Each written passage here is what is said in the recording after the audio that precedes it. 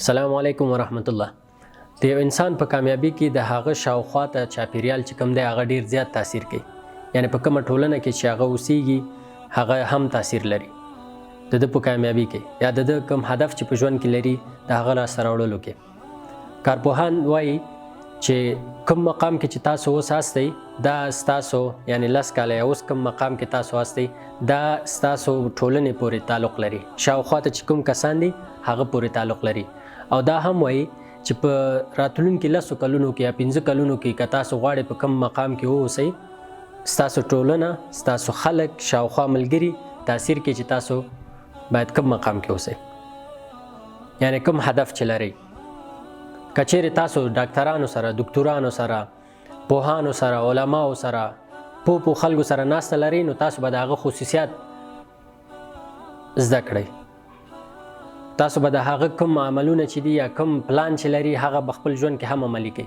یعنی که یو دکتور دی هغه یو ژوند پلان لري او تقسیم اوقات لري تاسو به هم هغه کاپي کوي. یا هغه تاسو یا داسې ملګري دي چې تاسو تشویق کوي تاسو باندې زحمت وباسي تاسو ته وایي چې دا کار باید وکړي دا کار باید وکړي. تاسو پوهنتون کې هم ګورئ بعضې محصلین چې شاوخوا ته کسان صرف اوزګارخیل دي هیڅ درس نه وي راشي پوهنتون ته راشي کله یې زړه کله نه یې صنف ته کله راځي کله ناوخته راځي. او بعضې داسې محصلین دي چې شاوخوا ملګري چې کوم دي هغه ډېر زیات زحمت کشه دي تل کوشش کوي چې راځي کتابخانې ته لاړ شو درس ووایو. نو دغه خپله تاسو هدف چې کوم لري دغه ملګري دغه دوستان دغه شاوخوا ټولنه دغه خلک تاسو یو اثر دی په تاسو باندې یو اثر اچي چې تاسو خپل هدف ته ورسیږئ. مثلا یو ځوانو یو دولتي پوهنتون کې کمپیوټر ساينس ویلی ولې هلته ډېر زیات محصلین شته چې کمپیوټر ساينس وایي. خو دنه چې کله موږ پوښتنه وکړه یا تاسو څنګه د هدف لاسته راوړل ده ویل چې ما هر څه د یوټیوب نه زده کړ.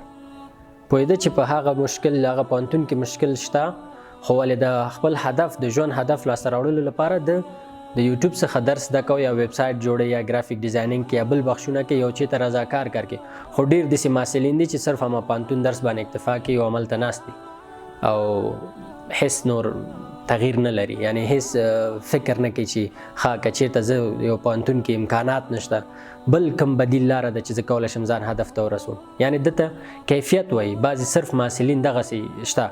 یعنی ټولنه خلک شاوخوا ملګري دي ستا د ژوند په هدف کې ستا د کامیابی کې ډیر زیات رول لري. ستا ملګري شاوخوا ته چې څومره دي ستا په کامیابی کې رول لري. او همدا ملګري که چیرته ستا دغه ملګري شاوخوا کم ملګري دي دا منفي خلک دي منفي فکر والا خلک دي چې ته دا نشي کولی دا هدف نشي ترلاسه کولی او پرېږده دا کار څه کوې ځې څه کوې درس وایې څه کوې کتابخانې ته ځې تیر شه استاد دی کومک به وکړو دا دی او دا دی نو تاسو هم همدغسې په ټیټه سطحه پاتې کېږئ هیڅ هغه لوړه سطحې ته نشي رسېدی ځکه شاوخوا کومه ټولنه کوم ملګرتیا کوم سرکل چې تا ځان نه جوړ کړی دی هغه ټول منفي فکر لري. که ته د اهل علم سره ناسته لرې که ته چېرته هغه ځوانان سره کښېنې چې ډېره مطالعه کوي پر تا تاثیر کوي. که چیرې ته یو ځوان سره کښېنې چې هغه پوهانو دکتورانو سره ناسته پاسته لري او هغوی نه زده کوي د هغوی ژوند نه د هغوی تجربو نه د هغوی خبرو نه هر څه نه یو څه زده کوي په تا باندې تاثیر کوي. نو همداسې که اسلامي نظر هم وګورو نو رسول الله صلی الله علیه وسلم وی انسان چې یو انسان د خپل ملګري په دین باندې دی. یعنی بعضې حدیث مفهوم دا دی چې که چېرته ښه ملګری لکه عطار دی که تاسو عطر ترې واخلي که وانخلي تاسو نه خوشبویي ځي او بد ملګری داسې دی لکه آهنګر که نه یعنی دود او هغه اثرات په تاسو باندې دی. اسلامي نګاه نه هم دا خبره شته په اسلام کې چې تاسو شاوخوا ملګري چې کوم ټاکي هغه ستاسو په ژوند باندې تاثیر کوي تاسو شخصیت باندې تاثیر کوي تاسو کوم هدف ته چې ځان رسول غواړئ په هغه باندې تاثیر کوي.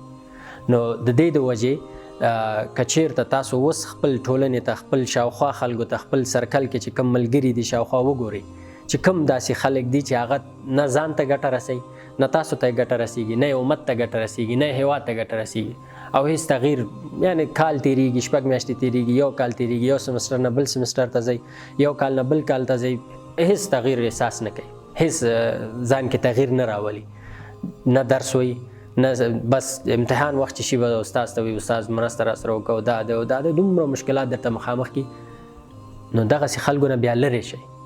هغه خلکو سره ارتباط پیدا کړئ چې هغوی ژوند کې یو هدف لري هغه لپاره کار کوي هغه زحمت وباسي. تاسو چې هغه تجاران، هغه سپورټمنان چې ډیر زیات لاسته راوړنې لري.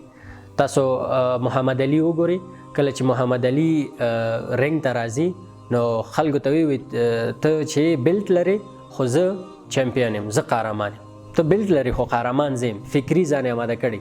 هر چېرته چې رنګ ته راځي، خو دا داسې نه وي چې په رنګ کې دا راځي او خلکو ته همداسې تش په نامه وایي چې ته کمربند لري خو ملي قهرمان یا قهرمان زه یم. نه، دا په رنګ کې څومره ساعته پریکټس کوي، په دننه رنګ کې څومره ساعتونه په 4 ساعته کې دا پریکټس کوي، زحمت وباسي تر څو هغه هدف چې لري ورسیږي. نو کله تاسو هدف ټاکئ نو د مطلب دا نه دی چې تاسو قلار کېنئ. دا بعضې خلک وي قسمت دی، قسمت بېله مسله ده. که هدف لپاره، هدف لاسته راوړلو لپاره ډیر زیات زحمت پکار دی. تاسو باید شپه ورځ کار وکړئ. محمد علي همداسې یو بل کوم میډل ګولډ میډال یې اخیستی و، هغه هم څومره ساعته، یعنې د ورځې په 4 ساعتو کې چې حساب ورته وکړي 12 ساعته د په رنګ کې پریکټس کوه تر څو یې 2 طلایي میډالونه ګټلي. نوم مې ورته له یاده لاړ. یعنې مطلب دا دی چې هدف، زحمت، کار، شاوخوا ټولنه، شاوخوا ملګرتیا، داسې قوي مثبت فکر والا خلک، زحمتکشه خلک، زحمتکشه ځوانان، هغه ځوانان چې غواړي تغییر وکړي، ټولنه کې تغییر راوړي، خلکو ته خدمت وکړي، خپل ولس، هیواد، امت ته خدمت وکړي. هغه خلکو سره ناسته، پوهانو سره، علماو سره، دغسې خلکو سره ناسته په تاسو هم تاثیر اچوي. نو که غواړئ خپل هدف ترلاسه کړئ، غواړئ د ولس، د خلکو، خپل امت او خپل آینده نسل ته خدمت وکړئ، نو همداسې خلکو سره ناسته پاسته وکړئ چې غواړي تغییر وکړي. هغه خلک چې منفي فکر لري د هغوی سره ناسته پاسته باندې خپل وخت هم مه ضایع کوئ، او دا به هم تاسو منفي فکر تاسو ته ورکړي او بیا نشي کولی چې کوم هدف لرئ او کوم ټولنه کې غواړئ چې خدمت وکړئ هغه خدمت وکړئ. ډېر داسې ځوانان شته چې مړ شوي، ولې بعضې نومونه زموږ اوس هم په یاد دي. که هغه وګورو اسلامي نګاه نه، صلاح الدین ایوبي دی یا نور خلک وو، ولې زه هغوی هدف درلودو، هغه هدف لپاره یې کار کوو، هغه هدف لپاره یې زحمت تېرو، دا نه قلار ناسته باندې څه نه کېږي. نو خویندو ورونو، ستاسو څخه مو هیله دا ده چې خپل ملګرتیا، خپل شاوخوا ټولنه باندې ډیر زیات فکر وکړئ. داسې ځوانان، داسې خلک خپل ملګرتیا سره وټاکئ یا ورسره ملګري شئ چې یو څه تاسو ته هم خیر ورسیږي، ځان ته هم خیر ورسیږي او د امت ته هم خیر ورسیږي. السلام علیکم ورحمة الله وبرکاته.